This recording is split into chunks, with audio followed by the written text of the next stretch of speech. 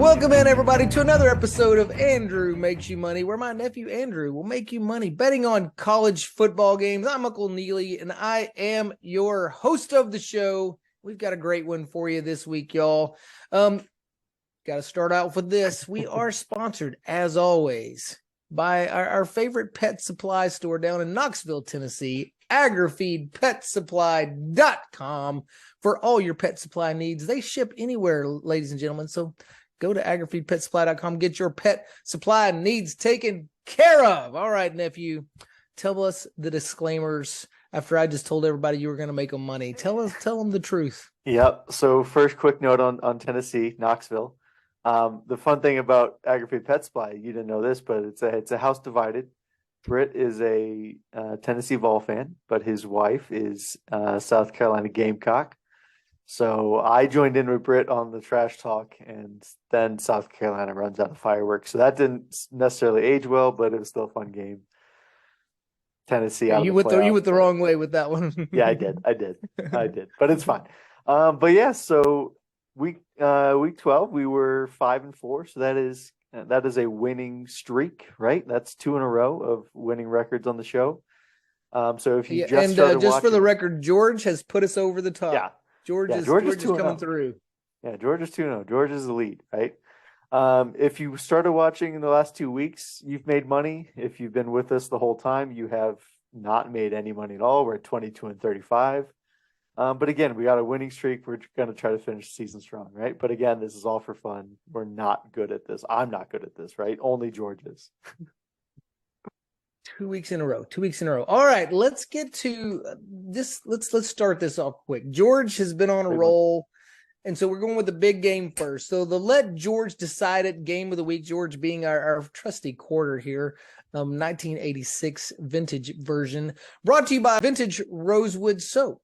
Small business, mother and daughter team, creating nourishing, all-natural skin care. Follow them on the Book of Faces or the grams of Insta at vintage_rosewood_soap to view and order some amazing product. All right, George, you're going to decide for us today. George is deciding Michigan, Ohio State. And we're not picking winners here, George. George, the pressure is not on to pick the winner. The pressure is on, George, to tell us whether or not we're going to go with Michigan plus 7.5 or Ohio State minus 7.5. So once again, we're not picking the winner. We're just deciding if we're going to go with the favorite, Ohio State, minus 7.5, or the underdog, Michigan, plus 7.5. So we're going to go, because let's just face it, like Jim Harbaugh, he's just an ass. So he's going to be tails, and then Ohio State will be heads. So we'll see how this thing goes. Once again, Harbaugh is the tails. Ohio State is the heads. All right. And it is heads. Right. Ohio State is going to kick his ass by more than 7.5. George has said it. George is 2-0. So there you go. If this happens and George is right again, does that mean Michigan is out of the playoff if Ohio State puts a whooping on them, or are they still alive? Michigan's done. It's going to be more than 7.5. Michigan's done. George says no Michigan. All right. Yeah. All right. Time for, this is the best segment of the week every single week. This is the Bless Their Hearts segment. It's the highlight of the program every single week. This is sponsored by Strategic Coaching. College students, life is getting serious. We are almost to dead week, and then you know what comes after that. You might need a little extra focus for the finals. Reach out to Strategic Coaching. These folks can help you. Just go to Strategic Connections, got an S in there, ADHD.com. Kyla, give us the Bless Their Hearts of the week.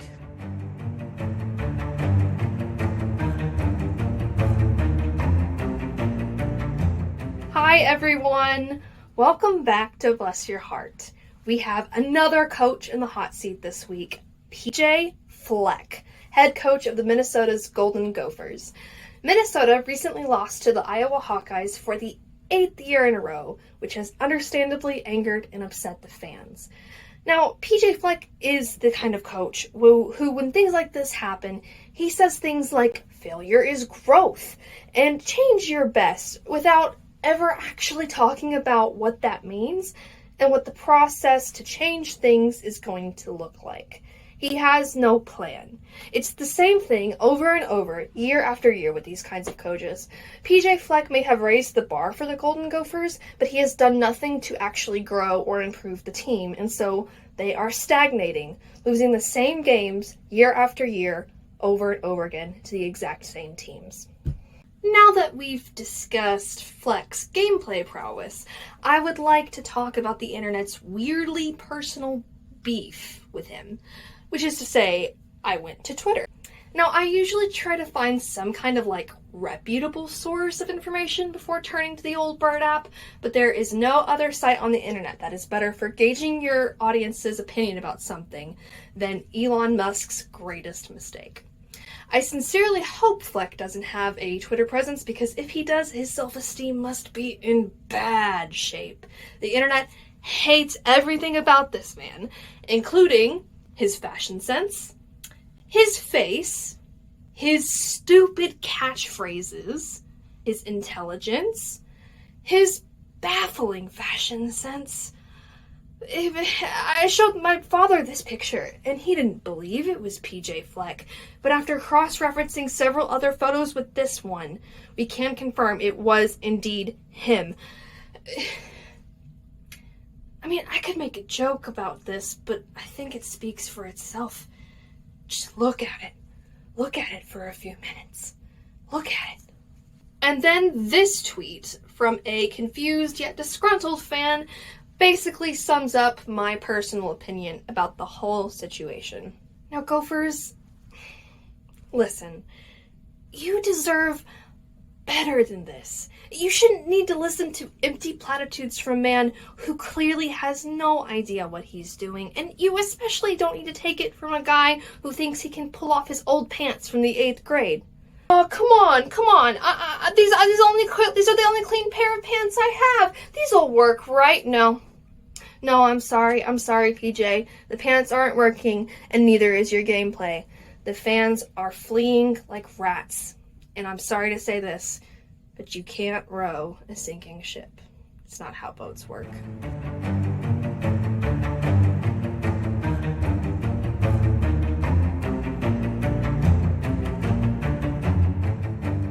Kyla, thank you as always. Never have any idea what you're going to say, but you say it incredibly well. All right, nephew, let's get to some picks. Underdogs. Minnesota plus 3.5 at Wisconsin. Minnesota's a dog. Talk to me here, nephew.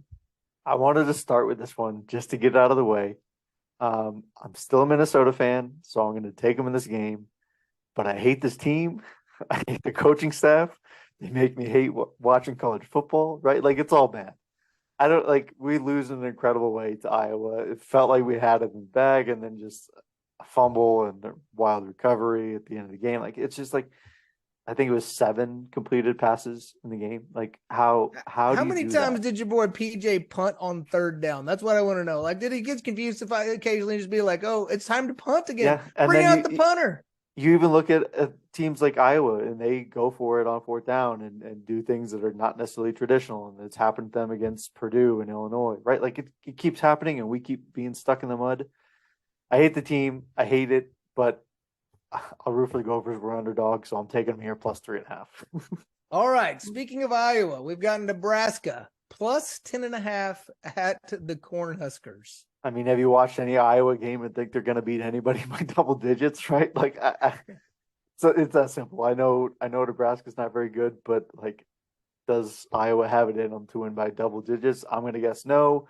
I also had 2 systems that are at 58 and 59% say take Nebraska. So all 3 of those things combined, I'll take Nebraska, and it might also be a 4th thing of me hating Iowa. So there you go. I think I gave Iowa Cornhuskers, but they're the Hawkeyes, and the Nebraskas are the Cornhuskers, which is really strange to me because Iowa's the land of corn, but they're shucking corn down there in Nebraska too, I guess.